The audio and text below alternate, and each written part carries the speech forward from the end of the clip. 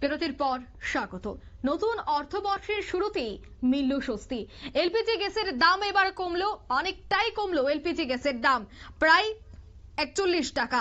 মূল্যবৃদ্ধির বাজারে সিলিন্ডার পিছু কমলো 41 টাকা। 1 এপ্রিল থেকেই কার্যকরী হবে সিলিন্ডারের এই নতুন দাম। বর্তমান সময়ে নতুন অর্থ বছরে এই এলপিজি গ্যাসের দাম কমায় স্বস্তি মিলেছে মধ্যবিত্তের।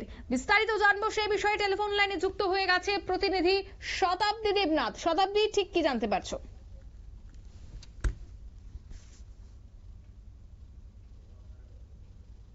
শতাব্দী, শোনা যাচ্ছে? এলপিজি গ্যাসের দাম অনেকটাই কমেছে এবং যেভাবে মূল্য বৃদ্ধি এবং মূল্য বৃদ্ধিতে জেরবার ছিল গোটা দেশবাসী, তাতে হঠাৎই একেবারে অর্থবর্ষের শুরুতে এলপিজি গ্যাসের দাম কমায় কিন্তু অনেকটাই স্বস্তি মিলছে।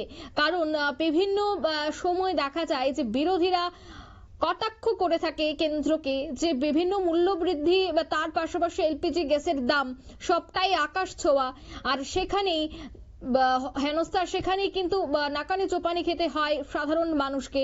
তবে এবার এই নতুন অর্থবর্ষের শুরুতেই কিন্তু একটা বিরাট স্বস্তি মিলেছে। 41 টাকা কমেছে সিলিন্ডারের দাম, তবে তা আজ থেকেই কার্যকর হবে।